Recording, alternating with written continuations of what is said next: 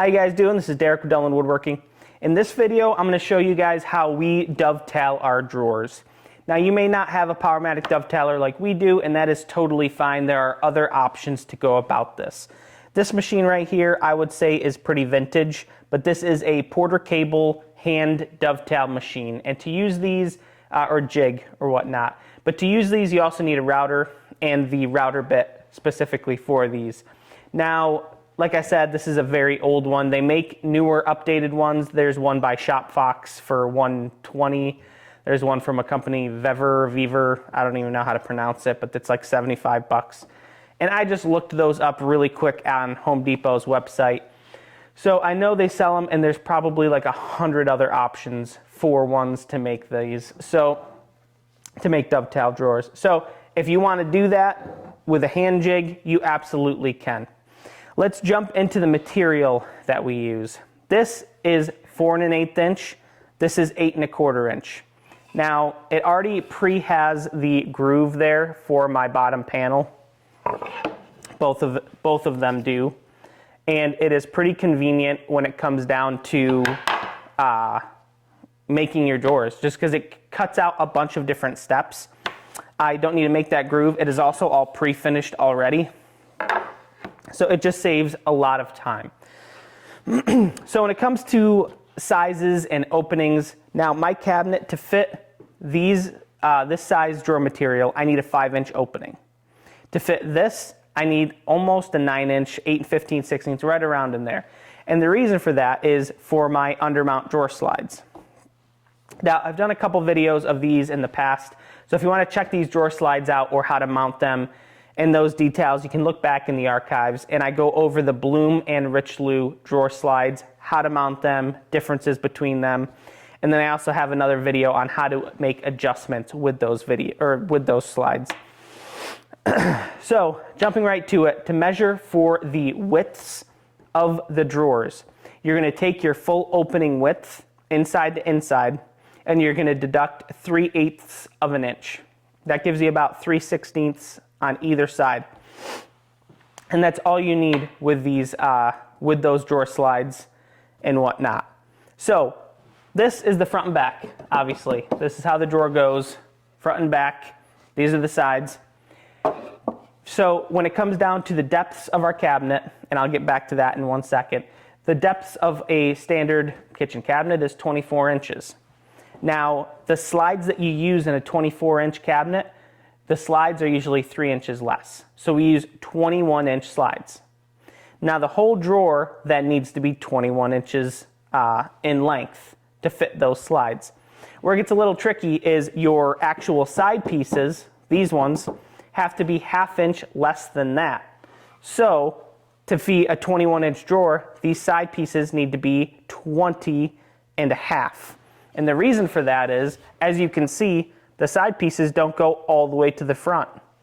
There's a 1/4 inch here, and then there's a 1/4 inch back here for the dovetails. And that way, when you're looking at the front of the drawer, you don't actually see the dovetails coming in from the front. It's just on the sides. So that is the reason. If you have a 21-inch drawer, the sides need to be 20 1/2. The fronts and backs need to be your full size of your drawer, which is your opening minus 3/8. So all of that can get kind of confusing, but I mean, in general, it's really not too bad. And over time, you get used to it. To use these hand jigs, honestly, I'm not even really sure. I've never used these. This was way back in the day before we got our powermatic dovetailer, which you will see very soon.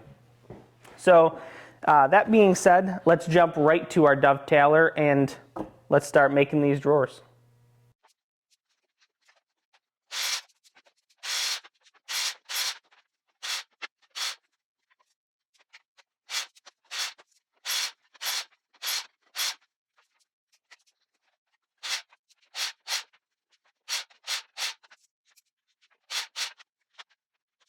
Now that I have all my pieces cut, what I do is I lay them out like this.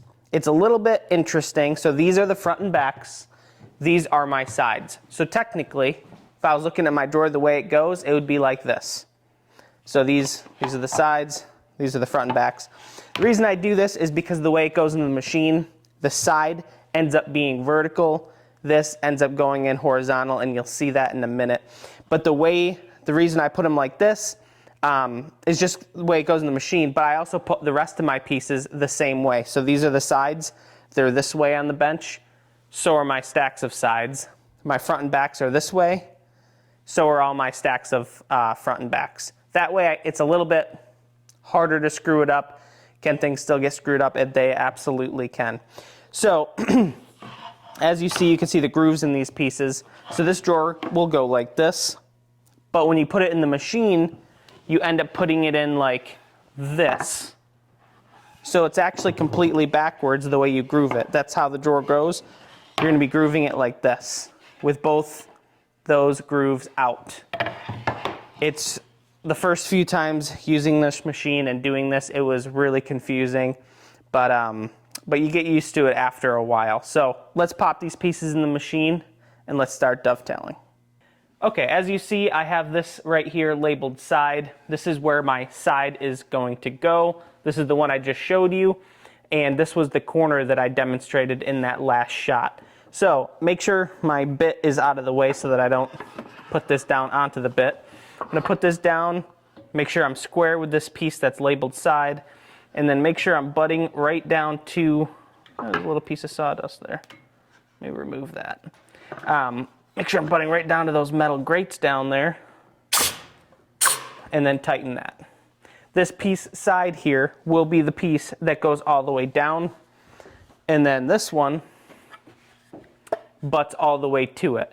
So this is going to go like this so that the groove is down and then the groove is out. So let me get back here, slip this in here, and it ends up butting right up against that piece. So now we have a corner there, and I'll give you a little bit better shot of that. You can see here that those two pieces are joining together. You can see the groove down, the groove out, and you can also see that they are staggered a little bit. And that is so that they will be locked in joint together.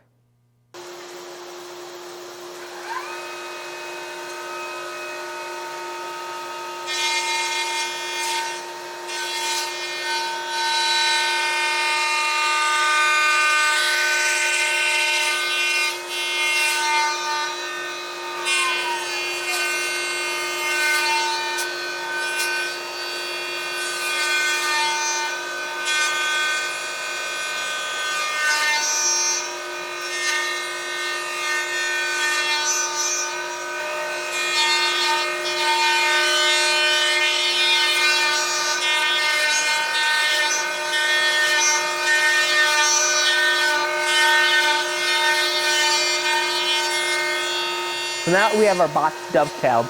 We put it together so that it's flush where it would be fastened. And then I measure the interior dimension, and I add 1/2 inch and then deduct 1/16. So technically I'm only adding 7/16. The reason for that being is the actual groove in our drawer material piece down here is 1/4 inch deep times 2, it's going to be 1/2 inch. Now you could make it that exact dimension, but you're not going to have much wiggle room. So whether you go to put it together and one piece is kind of popping out, it won't go flush, that could happen to you. But so for the bottoms, I use 1/4 inch pre-finished one side. It is only the side's unfinished, which doesn't really need to be pre-finished. So I typically cut all that out of a big 4x8 sheet, and then I go ahead and put them together. So I'll pop the dovetails together, and then I'll put 4 brad nails through here. Now you can use glue if you want. We just typically don't, but it's not a bad idea to throw some glue in there if you really want. But yeah, then at the end, you end up with your dovetail joint, and then you have dovetailed drawers. This is a relatively small kitchen. I think there's only around 10 cabinets, 10, 11 cabinets, and like 25 doors, something like that. So this isn't a very big kitchen. think there was about 13 drawers. Sounds about right. But if you're looking to see how these are mounted, I have another video that's how to install Bloom and Richelieu drawer slides. To do that process, I go into a little bit more in depth of how to make these grooves and also drill the holes. And that is so that it lines up with the drawer slides themselves, because they are all under mount. So if you're looking to try to mount drawers in a cabinet, I'd recommend checking that video out. But thanks for watching, and this is how to make dovetail drawers.